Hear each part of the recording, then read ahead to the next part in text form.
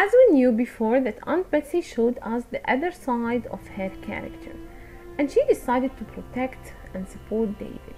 This is very clear on page 38, paragraph 1, when she told David that she should find the best education for him.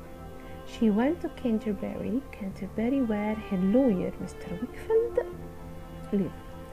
She went to ask Mr. Wickfield's advice about the best school in Canterbury. Mr. Wickfield told her that Dr. Strong's school is the best in the city. This is not the only favor that Mr. Wickfield offered them. He also offered David a place to stay in. As for Aunt Betsy, she will pay for David's room and food in Mr. Wickfield's house. David was introduced in this chapter to Mr. Wickfield's daughter, Agnes. Mr. Wickfield called her his little housekeeper. David was also introduced to Uriah Heep. Uriah Heep is Mr. Wickfield's clerk. From the very beginning, once David saw Uriah, he didn't feel that he is a good person. As for Mr. Wickfield, he loved his daughter very much, but he also drank too much wine, and for sure it was a great chance for his ambitious clerk, Uriah Heep, who was very ambitious. Although he said he was humble and pretended that he is humble and he has no ambition at all. This is clear on page 40 when he told David that he's learning about law. Let's go to page 41. We find out that although Uriah was always polite to David, but David had many worries.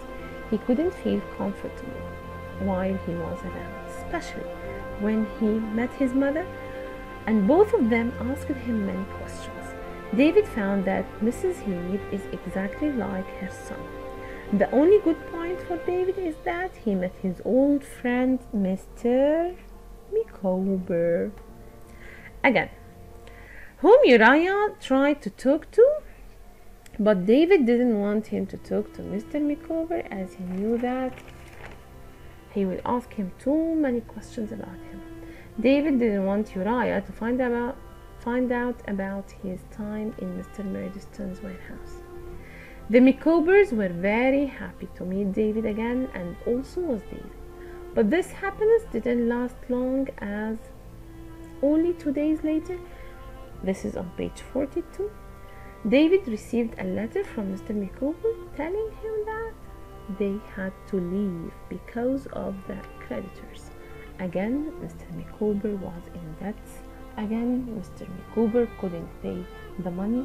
Again, Mr. Micawber had to leave Canterbury to a cheaper place.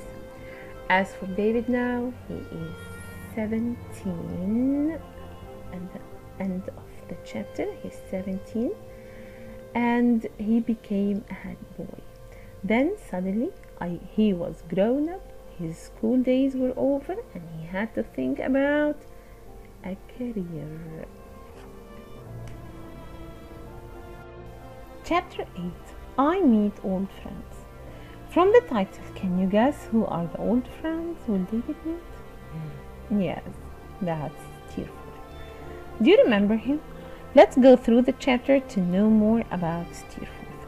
On page 43, as we knew from the previous chapter, that David's school days were over and he started to think about his career.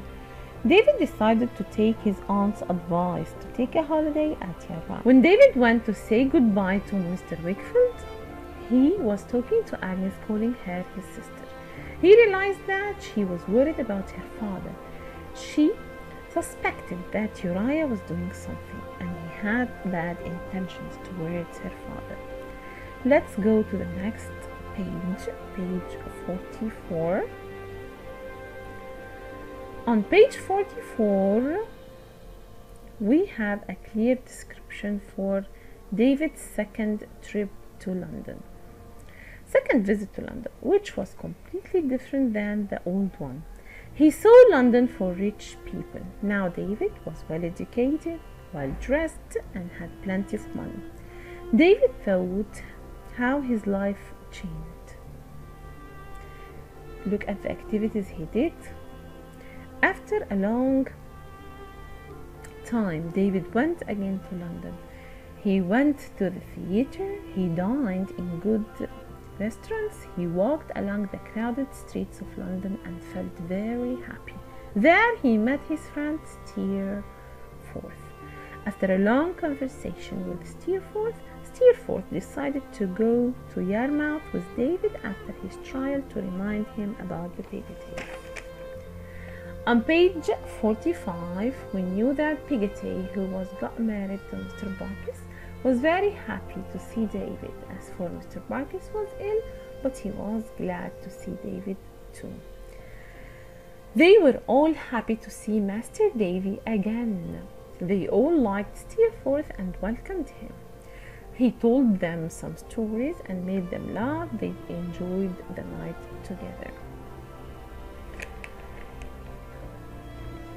Steerforth was impressed with the place, the sea, and the boat where they lived. They informed David that Ham and Emily are going to get married. Ham was very happy, and Emily felt shy when she saw Steerforth looking at her. She was quiet, but it seems that she liked Steerforth's talk and she looked at him all the time. Also, Steerforth started to ask and talk about Emily, telling David that she deserves a better husband than Ham. He said rude comment on Ham, which upset and frustrated David, who started to defend Ham's situation. Also talk about Emily's dream to be a lady. On page 47, we noticed Steerforth's bad side. He had a bad side in his character. He was very spoiled by his mother. Steerforth always looked for something different to interest him. He's fully aware of his weakness. David here thought that Steerforth would help the Peggottys as he bought a boat and gave it the name Little Emily, and he wanted Mr. Peggotty to take care of the boat. One of the surprising things, the name Steerforth gave to his boat, Little Emily. Do you think that this will lead us to something or will help us to predict something that will happen? We will see.